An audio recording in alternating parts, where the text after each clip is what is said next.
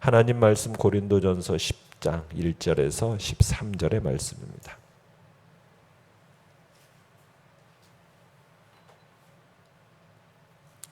고린도전서 10장 1절로 13절 우리 한 목소리로 같이 읽겠습니다. 시작.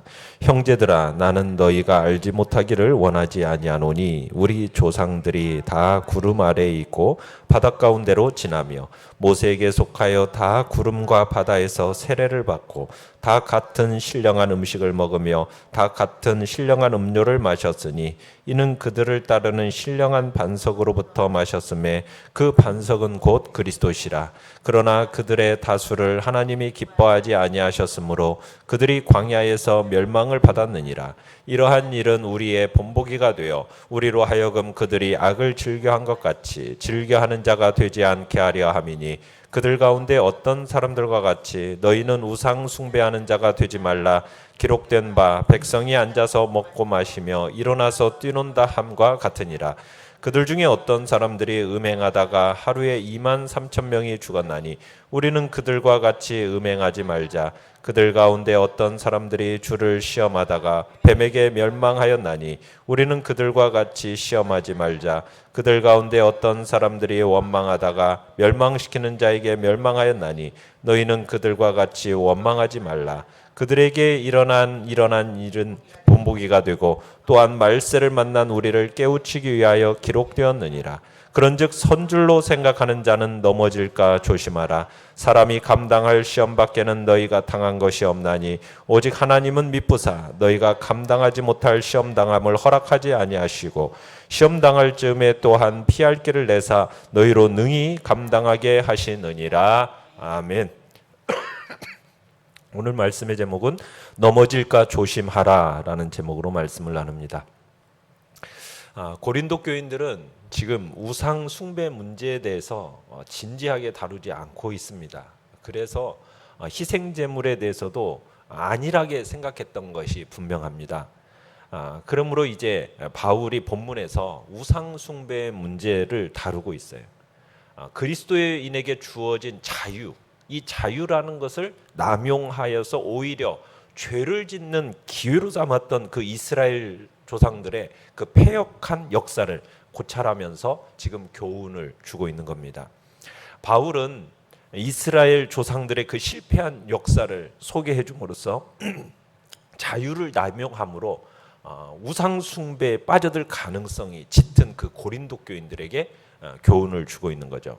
특히 1절에서 보면은 나는 너희가 알지 못하기를 원하지 아니하노니라는 표현은 알지 못하기를 원하지 아니하노니 이건 나는 너희가 알기를 원한다라는 강조적 표현입니다. 그러니까 바울이 중요한 가르침이나 반드시 알아야 할 만한 사실을 전달할 때는 주로 이렇게 표현을 했어요. 그리고 우리 조상들이라는 표현을 사용함으로써 지금 고린도 교인들은 이방인들이지 않습니까? 이방인들이 주류를 이루고 있던 고린도 교회 역시 지금 이스라엘과 동일한 신앙적 조상과 신앙적 역사를 지니고 있음을 암시하고 있는 거죠. 그러니까 바울은 이스라엘이나 고린도 교회나 동일한 하나님의 백성이라는 그 공통점에 근거해서 지금 자연스럽게 역사적 이스라엘 공동체를 고린도 교회하고 연결시키고 있는 겁니다.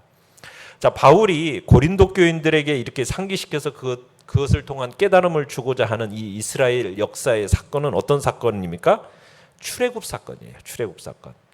1절에 보면은 바울이 우리 조상들이 다 구름 아래에 있고 바다 가운데로 지나갔다 이렇게 표현하고 있죠.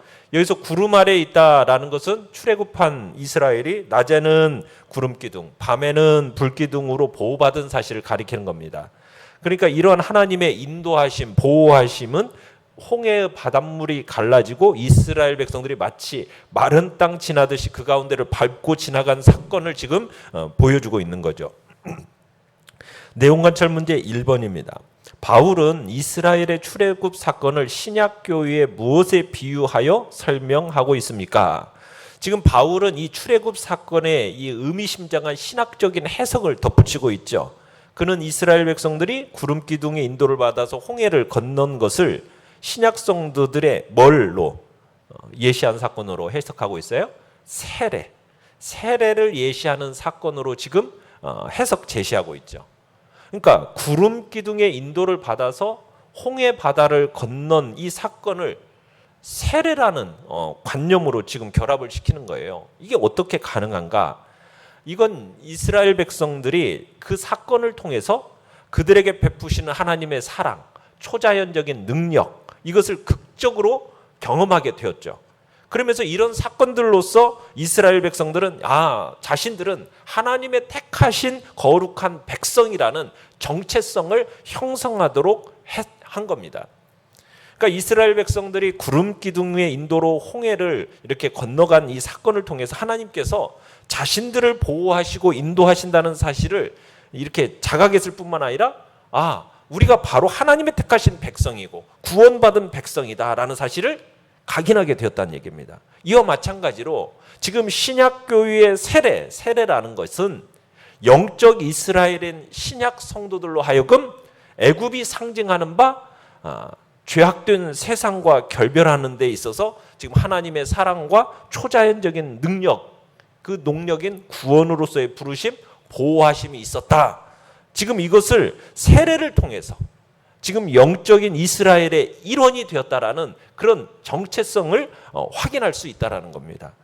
이런 점에서 지금 이스라엘 백성들이 출애굽할 때 구름 기둥의 인도를 받아 홍해를 건넌 사건은 신약 시대에 뭘 상징한다고요? 물 세례를 상징하기에 충분한 점들을 가지고 있다라는 겁니다. 그러면서 3절에 보면은 뭘 먹었다고 얘기해요? 신령한 음식을 먹었다고 얘기합니다. 이 신령한 음식이라는 얘기는 이스라엘 백성들에게 그냥 물질적인 필요만 채워주는 그냥 그런 음식 정도로 머무는 게 아니라 영적인 양식이다라는 걸 의미하는 거겠죠. 만나를 먹지 않습니까? 만나는 실제로 사람들의 배를 불릴 수 있는 음식이었어요. 그런 의미에서 이게 틀림없는 물질적인 양식입니다. 그러나 하나님께서는 이스라엘에게 단순히 그냥 물질적인 양식을 제공하기 위해서만 만나를 내리신 게 아니었어요. 만나는 다른 한편으로는 이스라엘을 연단하고 이스라엘을 훈련시키기 위한 일종의 시험이었습니다. 어떻게 시험했어요? 만나는 하나님께서 제정하신 율법, 안식일을 이스라엘로 지키게 하려는 그 의도 속에서 고안된 영적 잔치였죠. 장치였어요. 그렇지 않습니까? 안식일 날에는 만나가 내렸어요, 안 내렸어요? 안 내렸어요. 그래서 안식일에는 쉬도록 하게 하시려는, 그래서 만나는 영적 음식이었다라는 거죠. 하늘로서 비같이 내리는 양식, 그리고 이 만나는 예수 그리스도의 몸을 상징하는 성만찬의 떡에 대한 보여주는 모형이었던 겁니다. 그리고 4절에서는 또 이스라엘 백성들이 광야에서 신령한 음식과 아울러서 또 뭘 마셨어요?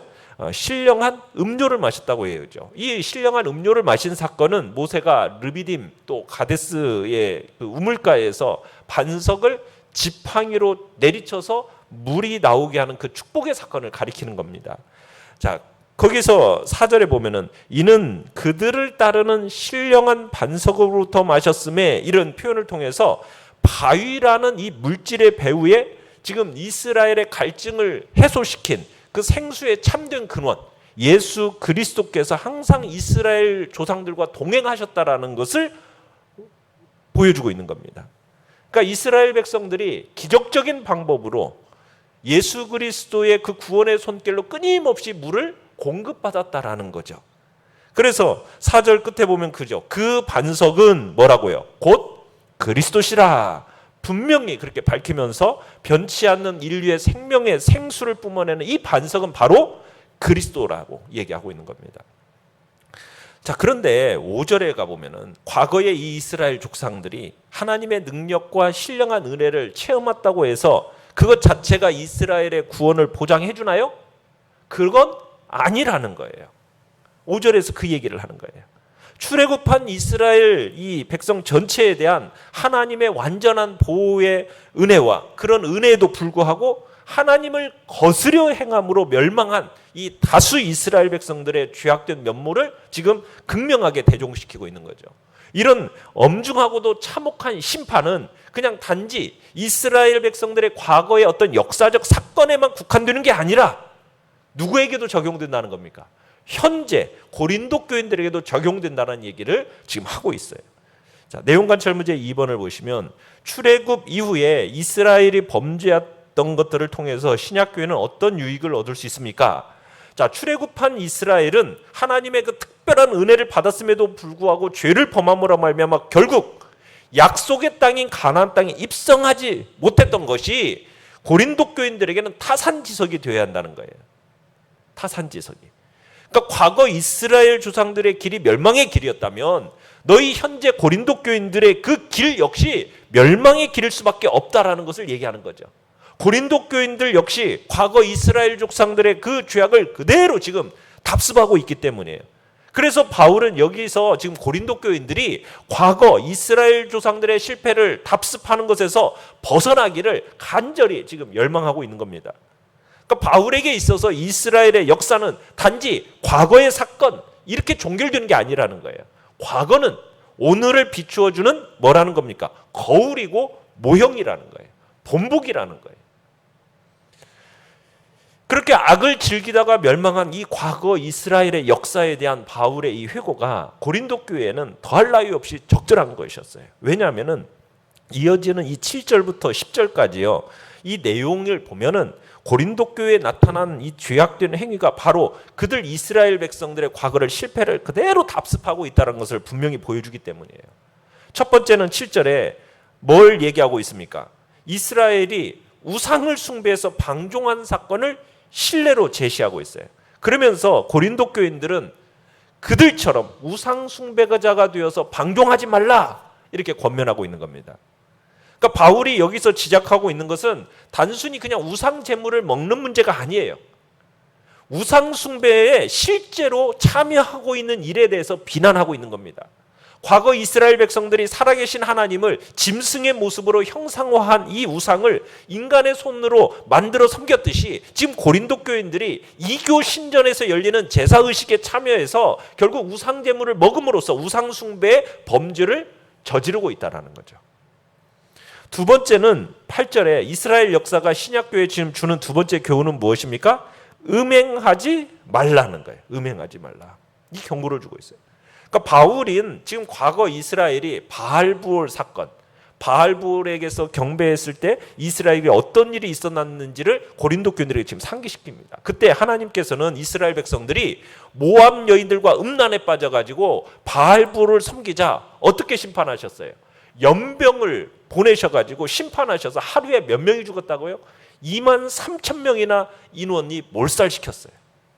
그런데 실제로 지금 고린도 교회에서 이런 일들이 벌어지고 있다는 거예요. 바로 그 때문에 바울은 음행하다가 죽은 이스라엘 조상들의 예를 들면서 지금 그들을 경책하고 있는 거죠. 세 번째로는 9절에서 시험하지 말자. 지금 약속의 땅을 목전에 둔 이런 상황 속에서 이제 최단 코스인 에돔 땅을 놔두고 지금 멀고 험한 길로 둘러가는 것으로 인해서 이스라엘 백성들이 마음이 상했습니다. 그래가지고 모세와 하나님을 원망하다가 어떤 일을 당하게 돼요? 하나님이 보내신 이 불뱀에 의해서 많은 사람이 이렇게 물려 죽는 사건이 일어나게 돼요. 이스라엘 백성들이 당시 하나님의 능력을 그릇된 동기에서 알아보려고 했다라는 거예요. 과거 이스라엘 백성들이 하나님을 시험했던 것 같이 지금 당시 고린도 교인들도 동일한 태도를 취하고 있었다는 얘기입니다. 당시 고린도 교인들이 우상 숭배를 함으로써 지금 율법으로부터 해방된 그리스도인의 자유, 이걸 남용했다는 거예요. 어떻게 해요? 이교도들의 우상 숭배 축제에 참여하면서 과연 하나님께서 자신들을 그 우상 숭배의 죄에 빠지지 않도록 구원하실까? 또는 그러한 죄를 범했다 할지라도 하나님은 우리를 깨끗이 용서하시고 관용하실 수 있을까? 이렇게 시험을 했다라는 거예요. 네 번째는 10절에서는 뭐 하지 말라고요? 원망하지 말라라고 명령하고 있어요. 하나님은 더 이상 믿을 수 없다. 사실상 하나님은 우리를 잘못된 길로 인도하고 있어. 또 잘못 취급한 데 대한 책임을 져야 돼. 이런 생각을 품으면서 하나님을 원망하고 불평했던 거예요. 이스라엘 열조들이, 이스라엘 조상들이 하나님의 그 신실하심을 믿지 않고 계속적으로 범죄했기 때문에 하나님께서는 이스라엘 백성들을 그토록 준엄하게 다루셨던 겁니다. 자, 이런 원리가 누구에게 그대로 적용된다고요? 그 당시 고린도 교회에 적용된다는 거예요. 이스라엘 조상들의 이 죄를 답습하고 있었던 고린도 교인들의 이 범죄가 저지되지 않은 채 계속 존속되어진다면 과거 이스라엘 백성들처럼 총체적인 멸망을 당하게 될 거다라는 것을 지금 뜻하고 있는 것입니다. 자, 연구와 묵상 문제 3번입니다. 바울은 오직 믿음으로 구원을 받는다라는 은혜의 복음을 로마서와 갈라디아서에서 설파한 사람입니다. 자, 그런 그가 여기서 강조하고자 하는 것은 결국 무엇입니까? 여러분, 우리가 오직 믿음으로 구원을 받습니다. 그렇지만 이 믿음이라는 것이 단지 세례받고 성찬식에 참여하고 매주 예배 드리고 헌금 드리고 이걸 의미하는 게 아니죠. 믿음이라는 것은 생명력이 있기 때문에 결국 마땅히 무엇로 드러나게 되어 있다고요? 거룩한 삶으로 드러날 수밖에 없는 거예요. 믿음은 행함으로 드러나야 그 믿음이 어떤 믿음이에요? 진짜 믿음인 거죠. 행함이 없는 믿음은 무슨 믿음이다? 죽은 믿음이라는 거예요. 그러니까 매일의 삶 속에서 우상 숭배나 음행과 같은 죄악을 저지르면서도 나는 단지 교회에 속해 있고 예배드리고 나는 봉사하니까 이 모든 것이 은혜로 처리될 거라, 이렇게 여기는 것은 어떻게 보면 왜곡된 자기 위안에 불과하다라는 겁니다. 하나님께서는 우리가 이길 수 있는 시험, 유혹을 받게 하지 않으세요. 그러니까 우리는 지금 당장 죄의 유혹을 끊어내고 거룩한 삶에 헌신하면서 믿음으로 하나님 앞에 나아가야 되는 것이, 그게 진정한 믿음을 가진 자의 모습이라는 거죠. 느낀 점 4번입니다. 환난 속에서도 감당치 못할 시험을 허락하지 아니하시고 시험 당할 즈음에 피할 길을 주신다는 말씀은 나에게 어떠한 마음가짐을 갖게 합니까? 여러분, 이 말씀을 보면은 정말 우리의 마음에 소망이 가득 차고 위로가 느껴지지 않습니까? 하나님께서 우리를 시험 가운데 허덕이다가 낙담하다가 넘어지도록 하시는 분이 아니라는 거예요. 하나님은 자비로우신 아버지이시고 인자하신 스승님이시다라는 것을 우리가 느껴지는 거예요. 그런 하나님께서 우리로 시험을 당하는 우리에게 뭘 또 주신다고요? 감당할 시험만 주실 뿐만 아니라 감당치 못할 것 같다라고 하면 뭘 주셔요? 피할 길을 주신다는 거예요. 여러분, 이보다 더 안정감을 주는 말씀이 어디가 있습니까? 우리는 하나님이 예비하신 길인지 뭔지 찾기만 하면 되는 거예요. 우리가 시험 앞에서 좌절하거나 낙망할 필요가 전혀 없습니다. 하나님이 우리로 하여금 시험을 뚫고 승리하기를 원하고 계시기 때문인 거죠. 그래서 우리는 시험이라는 것을 두려워할 필요가 없어요. 어떻게 보면 오히려 이 시험이라는 걸 통해서 하나님을 직접적으로 체험하는 시간이 될 겁니다. 우리에게 시험이 올 때 그 시험의 어려움에 그냥 시선을 고정해서는 안 돼요. 그 시험 자체에 매몰돼서는 안 된다고요. 거기에는 답이 없어요. 우리는 눈을 들어서 누구를 바라봐야 돼요? 하나님을 바라봐야 돼요. 신실하신 하나님. 그 하나님을 바라봄으로 말미암아 시험이 주는 그 불안감보다도 안정감과 승리의 기대감을 누릴 수 있게 되는 겁니다. 혹여나 우리가 가정에서, 학교에서, 직장에서, 또 건강에 대해서, 또 대인 관계에서, 경제적인 문제에서 아무리 어려운 시험을 받고 있다 할지라도 우리의 시선을 문제나 상황에 이렇게 고착시키지 마시고 오히려 우리는 닥친 시험보다도 더 크신 그 능력의 하나님을 바라보심으로 승리의 기쁨을 누리는 복된 자리에 우리 모두가 있기를 간절히 바랍니다. 결단과 적용 5번입니다. 내가 지금 부딪히고 있는 시험이나 유혹이 무엇입니까? 그것을 어떻게 극복해야 하겠습니까? 고린도전서 10장 13절 말씀을 우리가 암송하면서 그래, 이 모든 걸 내가 감당할 수 있는 거야. 감당치 못할 경우에는 하나님 피할 길도 내주셨어. 그 신실하신 하나님을 내가 바라봐야지. 여러분, 이런 믿음으로 오늘도 그 모든 시험과 유혹에서 승리의 자리에 우리 모두가 있기를 바랍니다. 오늘의 기도 같이 읽겠습니다. 시작. 참된 구원의 확신을 갖게 하시고 주님을 따르는 거룩한 삶으로 인도하소서. 아멘. 말씀을 생각하면서 기도하시고요. 연약한 우리의 지체들을 위해서 기도해 주시며, 이제 여름 사역과 또 이번 주에 있을 교사 헌신 예배 가운데 오시는 또 강사 목사님을 위해서도 기도해 주시기 바랍니다. 주여, 우리 세 번 부르짖